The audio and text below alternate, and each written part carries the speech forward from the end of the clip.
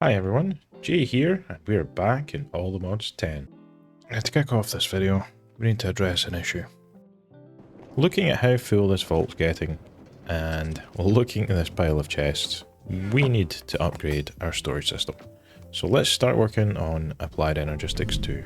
To start things off here, I already had the charger and inscriber from episode 1, but I went ahead and made another 4, as is always a good idea, because then what we can do is place each press into each inscriber, and then what we do with the last one is that actually creates the circuits, the processors, sorry.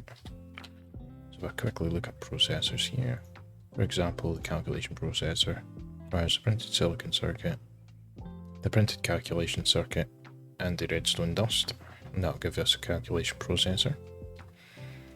And then the same goes for the engineering processor, the logic processor, and the calculation. No, that's what I'm looking at.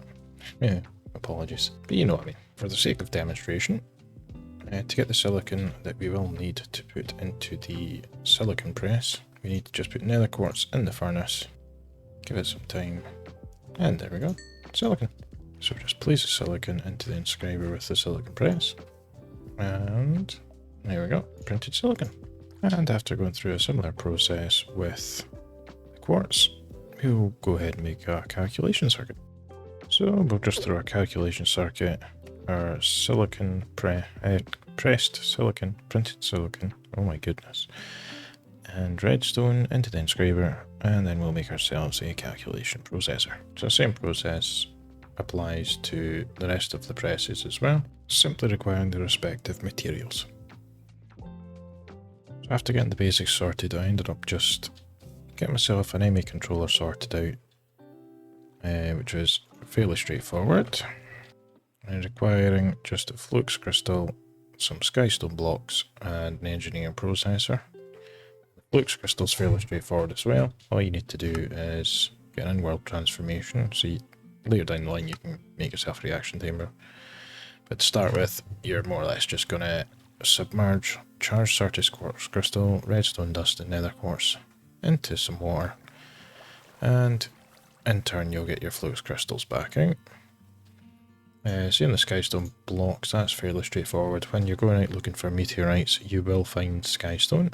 Mine up a good scalp of that, put in a furnace, and you'll get skystone blocks. After that, I ended up making myself an ME drive and a little 1k item storage cell. I would recommend either several of these and balancing out with some 4k and so on and so forth. I believe it's 4k. Yeah, 4k. But for starting purposes, this is fairly adequate. It only gives you 63 types though, so you do need like several of these. Moving on from there, I made myself some cable. I'll see a lot of people just place it on, say, the top of the controller. Right, not the top of the controller. End up just placing it like this, and then putting on an ME terminal. I took it one step further and ended up making myself a crafting terminal later on, but this is enough to get you started. And a very simple setup. As you can see, you can load stuff in. You can take stuff back out. Very simple. All a crafting terminal does is turns it into a crafting grid as well as storage, so super handy. Now you might be thinking to yourself, Jay, why are you starting Applied Energistics without even having a proper base set up?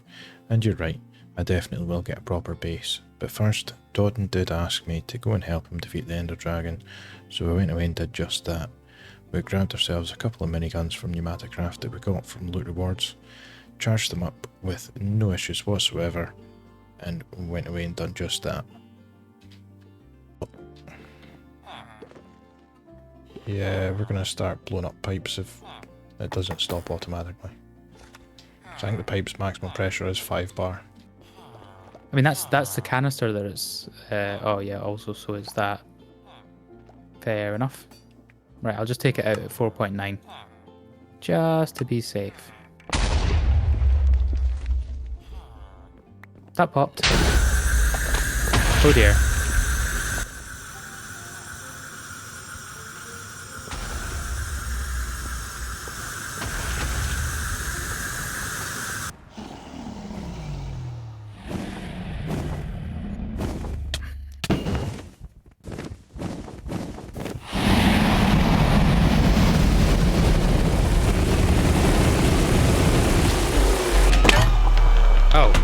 Okay.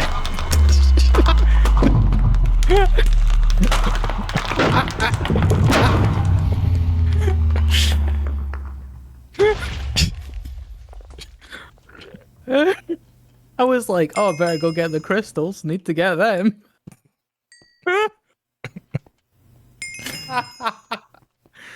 That was quite funny. So with that minor inconvenience out of the way, we'll start building a house.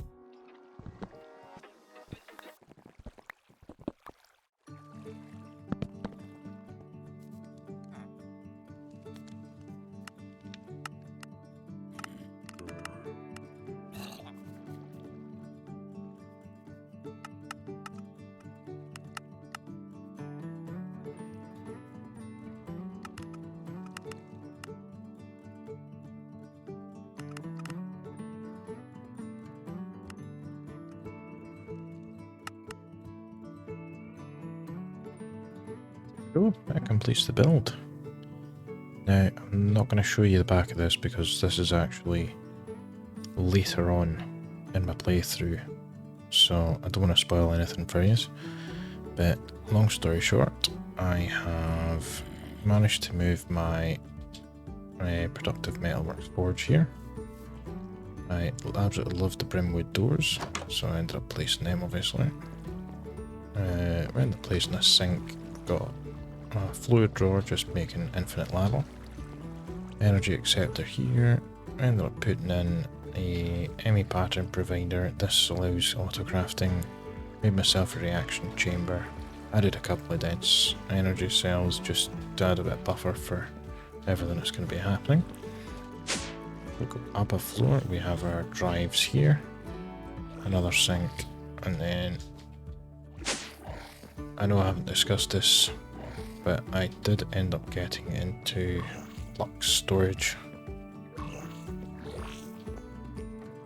Yeah, I'll end up showing you in a later video me just going down that route, but it's just fairly, there's not much to it. I haven't really done an awful lot, but that pretty much does it. So I'm just going to end the video here, and I really appreciate it if you did stick to the end. If you have enjoyed it this far, let me know down in the comments, leave a like, and I would appreciate it if you subscribed as well. If you have any suggestions for future videos, or even just anything that I've been doing so far, my knowledge is still a bit lacking, whilst I'm enjoying learning and practicing things. If I've done anything that you go, Well, why are you doing that?